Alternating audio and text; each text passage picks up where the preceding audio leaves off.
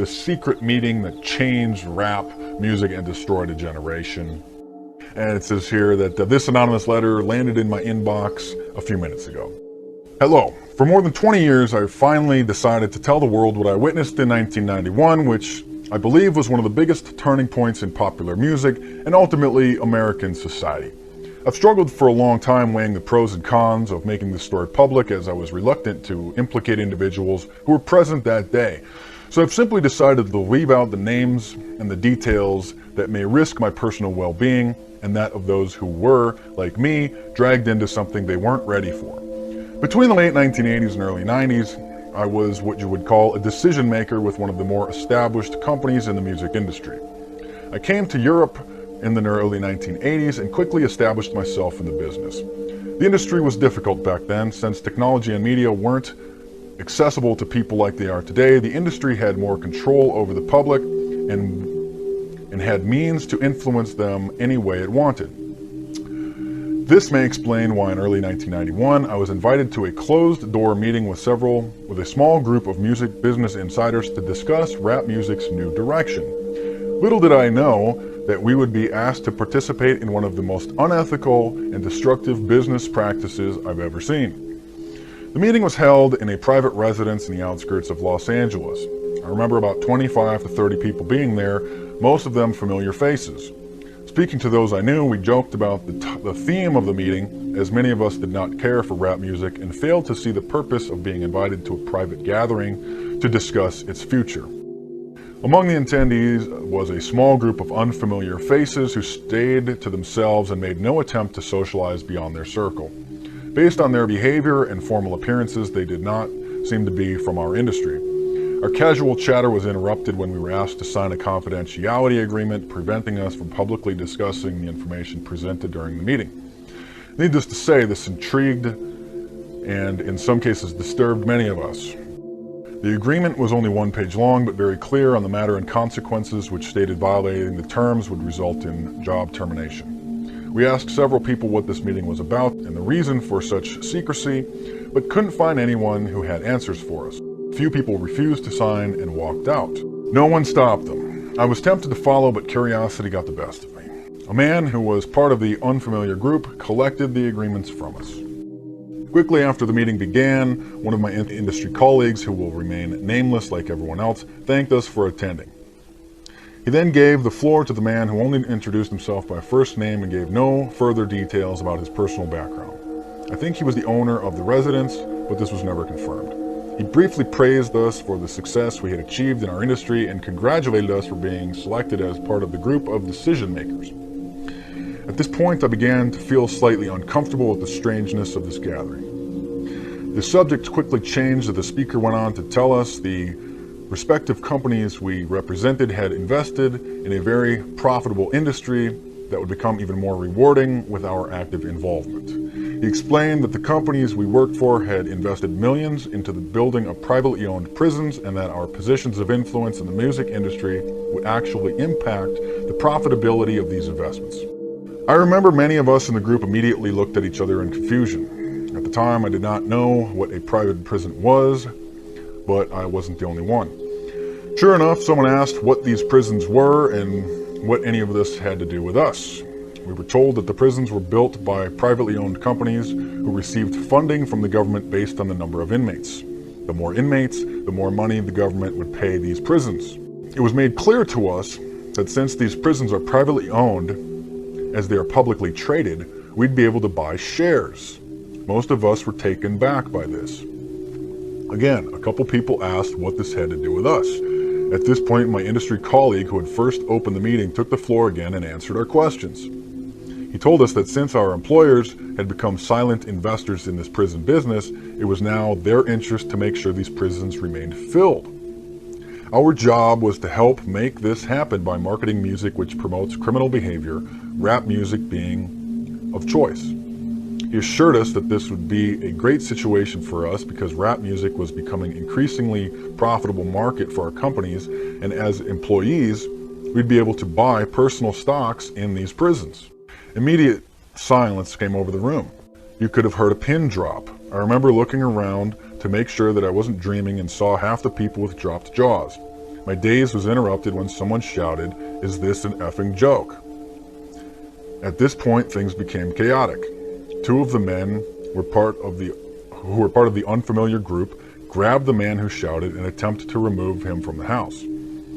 A few of us, myself included, tried to intervene. One of them pulled a gun and we all backed off. They separated us from the crowd and all four of us were escorted outside. My industry colleague, who had opened the meeting earlier, hurried out to meet us and reminded us that we had signed an agreement and would suffer the consequences about speaking publicly with those, or even with those who attended the meeting. I asked him why I was involved with something so corrupt, and he said it was bigger than the music business and nothing we'd want to challenge without risking consequences. We all protested as he walked back into the house. I remember word for word the last thing he said: "It's out of my hands now. Remember, you signed the agreement." He then closed the door behind him. The men rushed us to our cars and actually watched until we drove off. A million things were going through my mind as I drove away, and I eventually decided to pull over and park on the side of the street in order to collect my thoughts.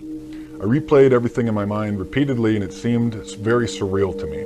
I was angry at myself for not having taken a more active role in questioning what had been presented to us.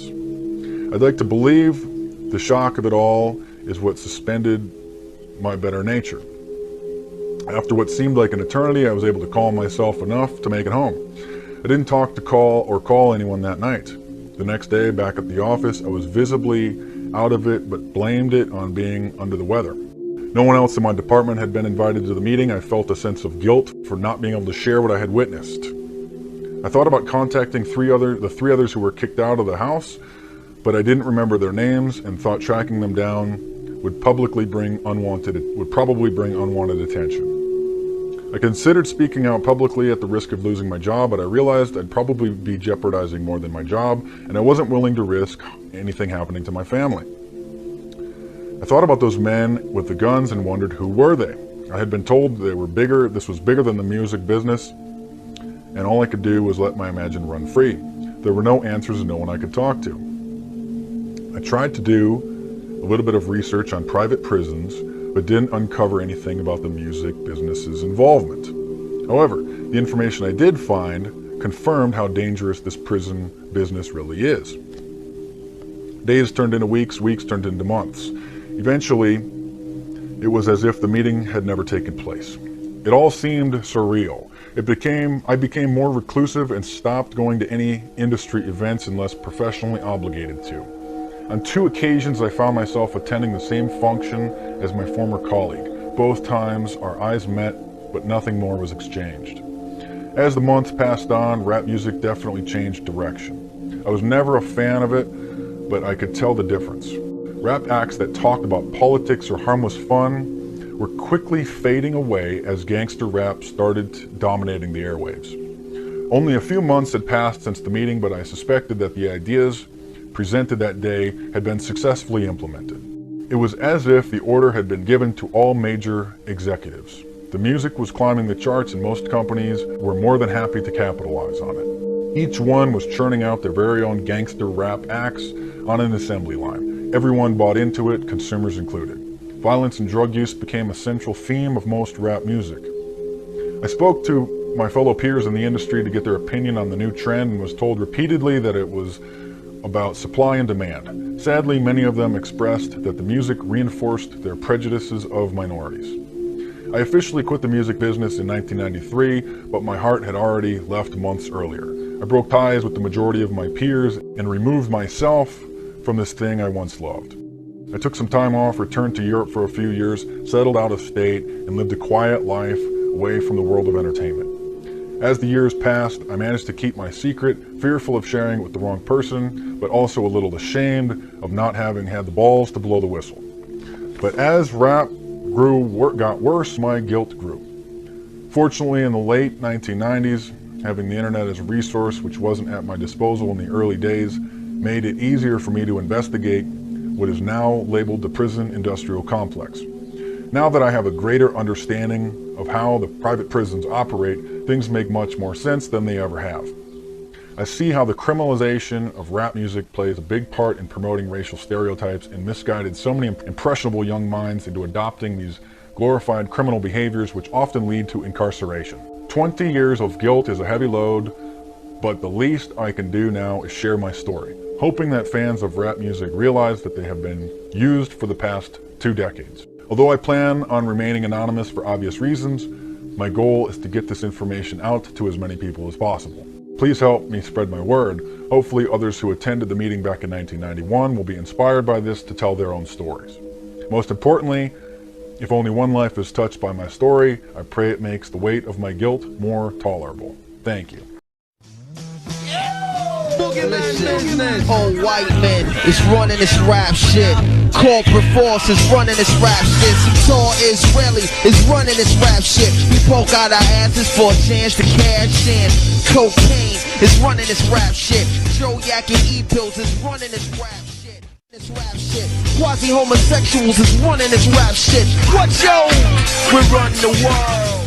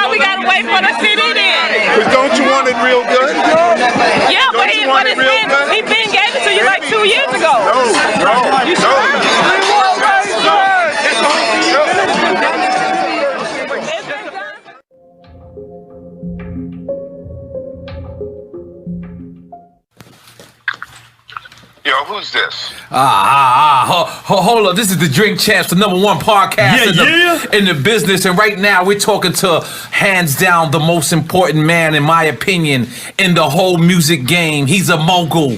He's been doing this. He personally signed me and taught me how to be a man with money. Right now, we got Leo Combs on the line. Let's make some noise! Yo, Leo, I gotta big you up off top, man. Well, I want to address the comment you made about mogul. I don't consider myself a mogul. Myself a servant.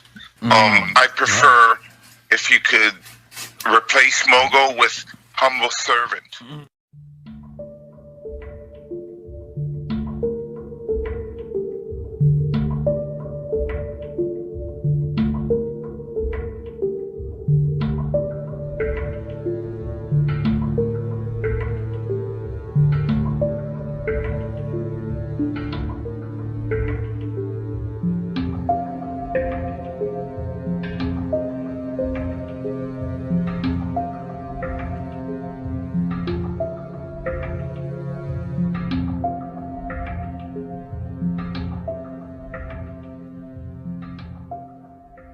My beef was with Lior because I think he's a fake CEO and I think he's fronting on my culture, but he can't front on anybody else. And I'm calling him out publicly and I want him to stop trying to rape my culture, go make some money with some other people. They have people that their job is to create beef so that they can monetize it, pause, but they don't let their culture feel it, but they make money from it and they can't make any money or get any respect in their culture. That's why they're in our culture. It is what it is. It's a perfect example of what they always do to us. They always try to, offer some paper bag of money or whatever it is, whatever selfish agenda, which is the test, and then have us divide so they can benefit and take the fight off of them and put the focus on them. Never had a beef with Jay, always with Lior and his whole crew. He's the one that ruined Rockefeller. I think it's fair to continuously make money off our culture, not make money off your own culture, not use any of your money to help our culture.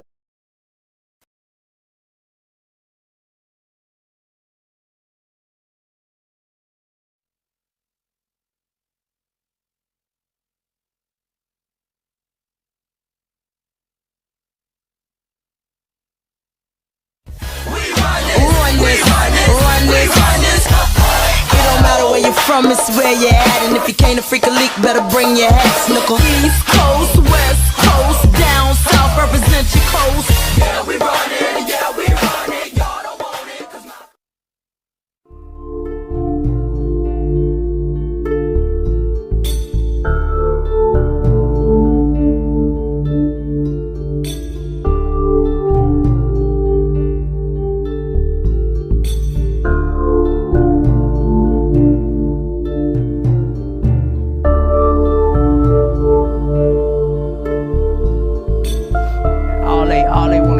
Get out of here, man. We only doing this shit to get out. It's crazy, man. Just to go to the beach, we gotta have guns with us, man. Like, this shit ain't normal, man. I'm forced to do this shit everywhere I fucking go, man. Like, this shit don't end. You know what I'm saying? This is a never-ending fucking cycle, man. Ain't no way out of this shit. You know what I'm saying? This shit make you paranoid, shit. It fuck you up, man. And that's why we do so many fucking drugs, because we just trying to cope with this shit. You know what I'm saying? Like, take some pain away. We human, man. Like, we just fucking human.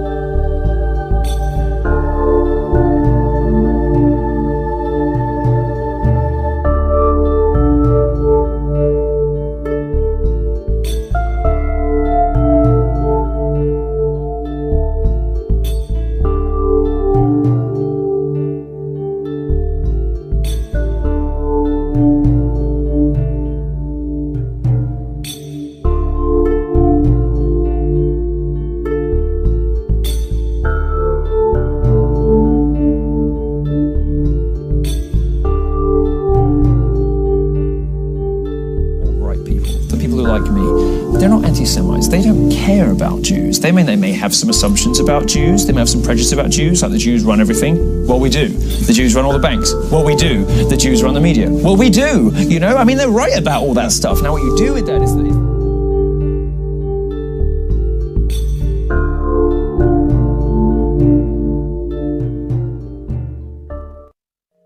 In May, the Washington Times sent journalist David Mills to interview Professor Griff. A number of topics were discussed, but when the article was published, all the attention focused on one sentence.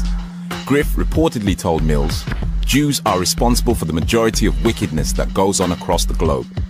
With the media scrutinizing their every move, it was a PR disaster. The resulting fallout threatened to end Public Enemy's career. It wasn't the first time Griff had brought up contentious issues in the press. The band often discussed ideas about how to regain a consciousness for African Americans. And this often spilled over into the black community's relationship with other ethnic groups. But this quote was indefensible. Did he really say those words, or were they taken out of context?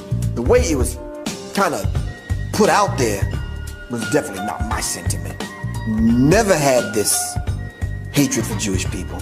Never had this hatred for white people like they say. I just finished reading The Secret Relationship Between Blacks and Jews, which was given to me by somebody in Public Enemy. This conversation was going on all the time about the control and who owns these companies and why all this group of people always doing this and controlling that and having this kind of influence. And that talk went on all the time, every day. And that bit of information that I put in that particular interview with David Mills was given to me by somebody in the group. But why am I taking the heat for it? Whether Griff's words were reported correctly or not, the resulting media storm required swift action from the band's leader, Chuck D. I remember being around at that time, and how tough that decision was for Chuck. It was difficult. I mean, think about it. They were the biggest rap group and one of the biggest pop groups in the world at that time, and you're told you got to get rid of one of your best friends out of the band because of his anti-Semitism. That's a lot of weight. It was a total mess. It was a mess with me not just getting into it and handling it after it was said and done. And I just let it go. I said, you know what? Boys will be boys, and let's, men will be men. Let's just, it'll wash away. Did not wash away. Def Jam's publicist Bill Adler refused to work with the group, and criticism from the world's media continued to build. Public Enemy's mission to change the consciousness of a generation was about to be wrecked by one interview. Chuck had to act to save his group. He released a statement, apologized, and sacked Griff. Did I get thrown under the bus by organizations, by people in the group? Yeah, I did. Did it have to happen that way? No.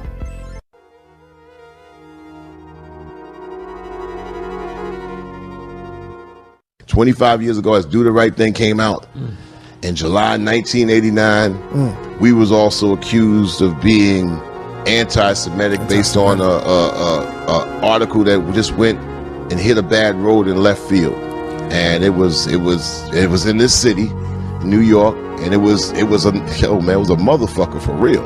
I think the arguments were based on, well, let me tell you, the whole thing really happened.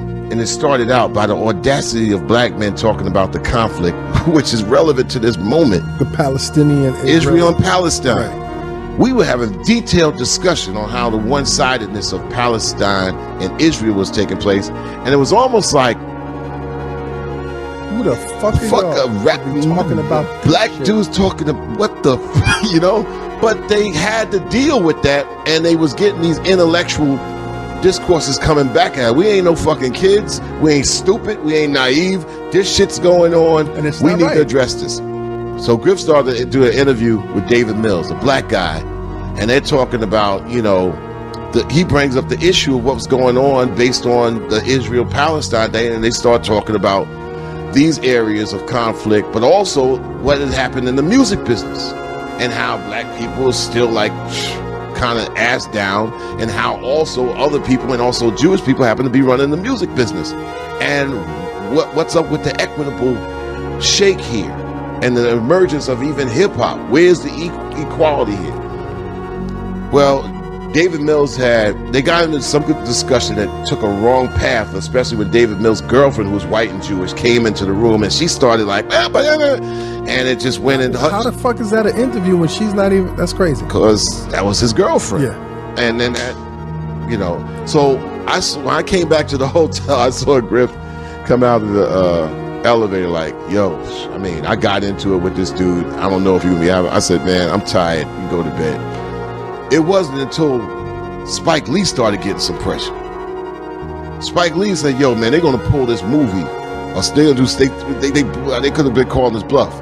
All this stuff about Public Enemy. You're talking about Do the Right Thing. You Do the Right Thing, yeah. Which was out in July 1989 to this day. It's like, yo, man, I'm getting a lot of pressure from these people at Universal about Public Enemy. And number one, Public Enemy is the theme of Do the Right Thing. Yeah.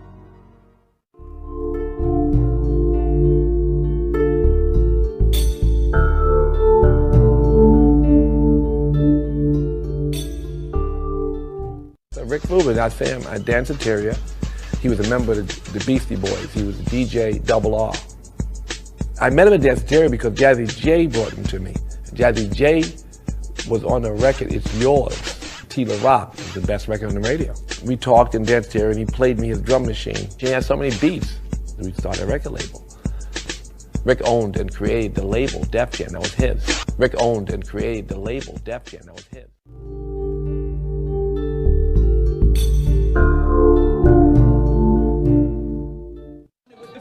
Anybody kill off, anybody skrill off, anybody out there know anybody real off, any motherfucker make You may have to rewrite the third verse after this because you just took it, the whole song just went like this.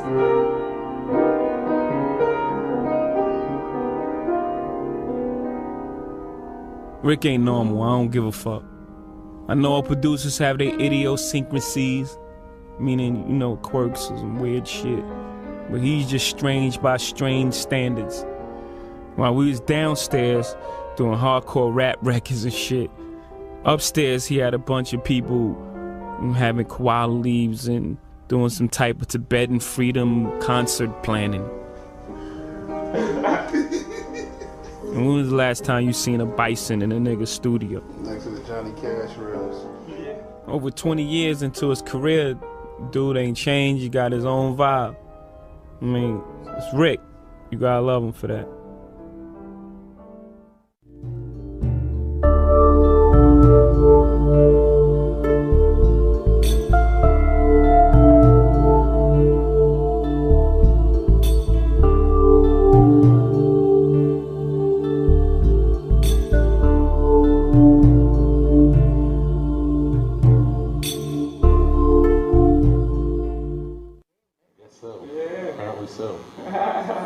All these records I used to listen to, these guys are the creators of it, the architects of what we do right now.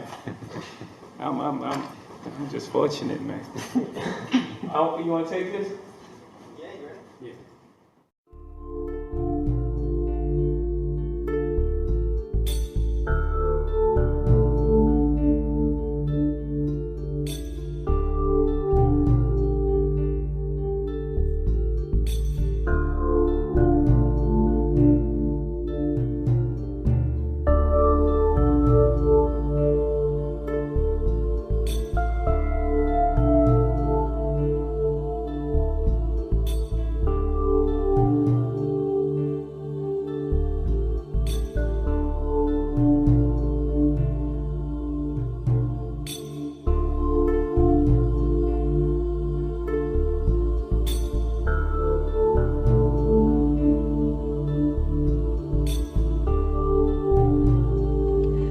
super secret organization like the CIA is going to have secrets, but this sounded too bizarre to be true. Yet there it was, in print, in a respected newspaper. The accusation that the crack epidemic, which ravaged this country's cities, was spread with help from a secret army linked to the CIA. Men who were working for the CIA's army were responsible for bringing all that cocaine into Los Angeles that sparked the crack epidemic.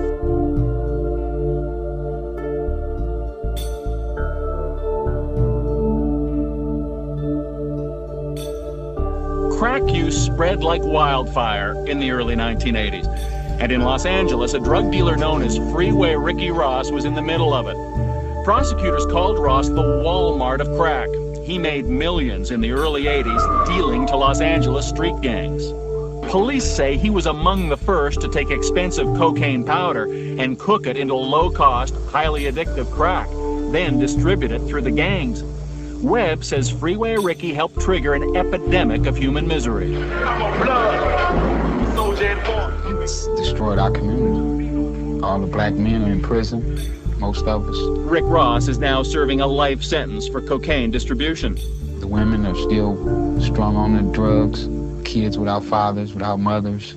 And honestly, how much responsibility do you have for that? A lot. A lot of it was my fault. I played the game.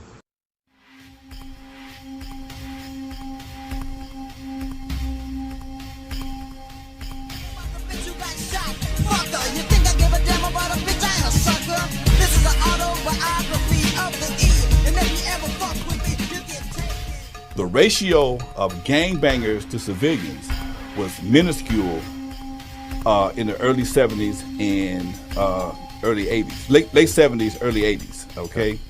Right after NWA, now I've been in the club business all this time, and I stopped making records went back to my second career, which is nightclub owner. What happened was NWA and gangster rap made gangster lifestyle cool. So the ratio started to change. Everybody was a gangbanger. It used to be 5% gangbanger. Everybody became a gangbanger. So now you got 95% gangsters or 90% gangsters and 10% civilians. And when that happened, everything went crazy because now theaters, clubs, parking lots, the park, everything is a war zone.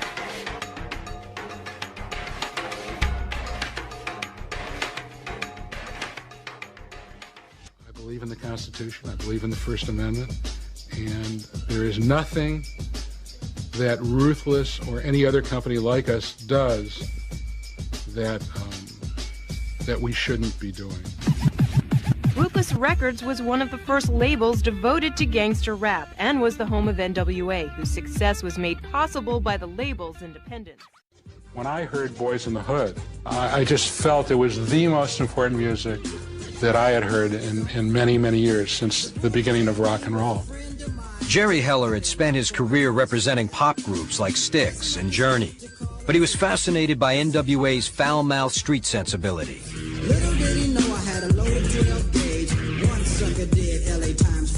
Convinced he had found a diamond in the rough, Heller says he left his other clients and helped Eazy-E start up a label they called Ruthless Records. Nobody that I took the records to for the first 9 or 10 months ever thought that this would get any airplay. Ultimately, Heller persuaded Priority Records to distribute NWA's first LP, Straight Outta Compton.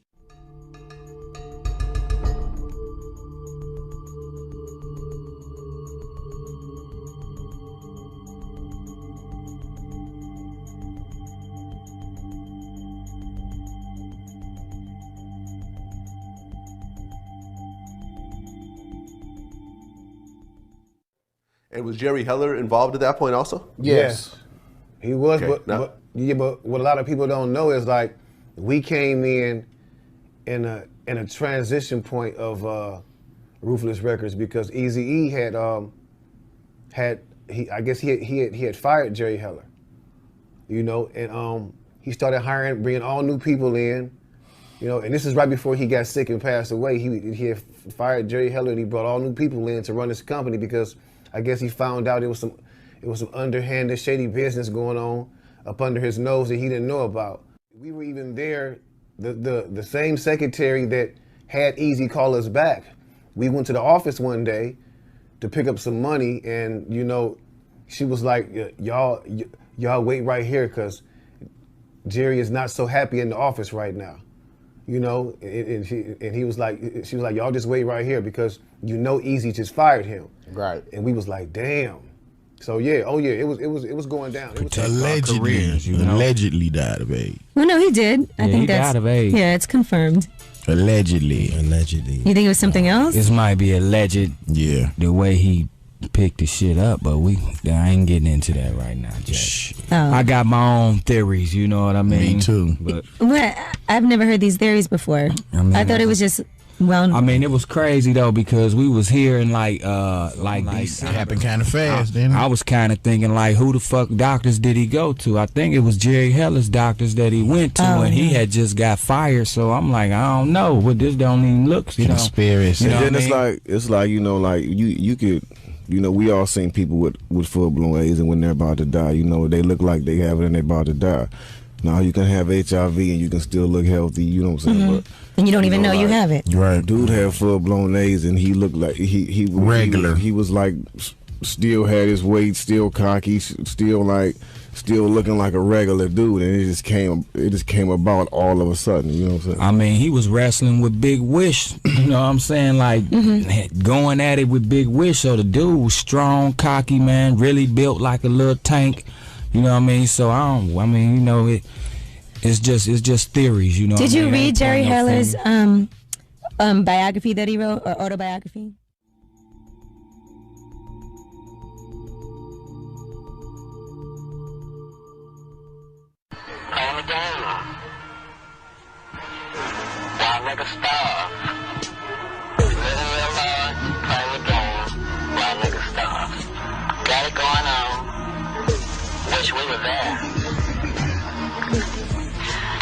wish we were there, breaking all the rules, when niggas try to play fair.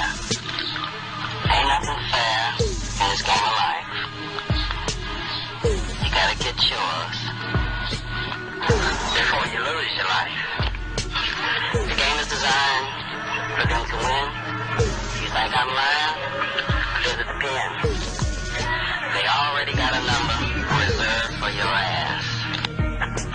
Don't be a fool and join their class. They want you to enroll in their institution so they can pimp you with their new form of prostitution. Wake up, my niggas, and hear me clear. Don't be a slave to this game called fear. You got a mind, you gotta use it. Because if you don't, they will abuse it. Don't be a victim to their game. Learn the rules, my niggas, and do the same. There's a lot more money on that other side. And my niggas, you don't have to run and you don't have to hide.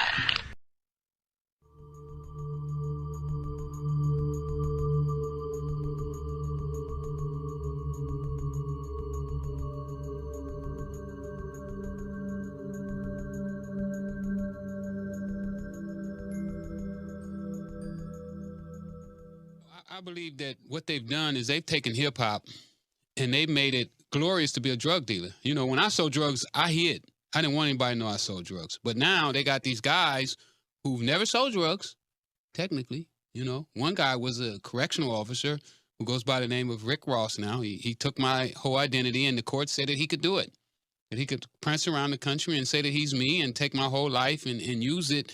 And there was nothing I could do about it. I can't stop him. Now, they take these guys, and these guys say, well, I got to the position that I'm in right now today by selling drugs. So the message that it tells our kids is that if you go out, you sell drugs, then you can become a great rock star like myself and never go to prison. And I think that that's a false message to be given people who feel hopeless. The way they're doing it now, they're saying it's just art form. It's just a form of art. And I believe that it's sucking in our kids and get your lights cut off at 7 o'clock at night. Told when to get up in the morning, when to go to bed, and how to live your life. It makes me sick. And they're going to give you a job. Oh, you can't get a job on the street? Oh, well, they got a job for you in prison. It's called Unicorp. And you're going to make money, prison money, 25 cents an hour. And the job that you're going to be doing, skillful job. Because people on the street, well, they get $35 an hour to do that same job. But we're only going to give you 25 cents. But that's all you need. Because we're going to feed you, house you, we wash your clothes for you. You have nothing to worry about in here. Oh, they got what they call now, I just spoke at a conference in San Francisco. They call it from Head Start to the prison pipeline. So they say they can tell right now. They got people that say they can tell right now a kid that's in kindergarten if he's going to prison. You care about others. Because when you don't care about other people, then I believe that you're the worst. And a lot of people that's in power right now, they don't care about anything but your dollars. Well, I tried to reach out to everybody in hip-hop about us coming together and changing this culture and so forth. Nobody would touch me. Did have a meeting with Dr. Dre and brought up the subject, and I was cut off.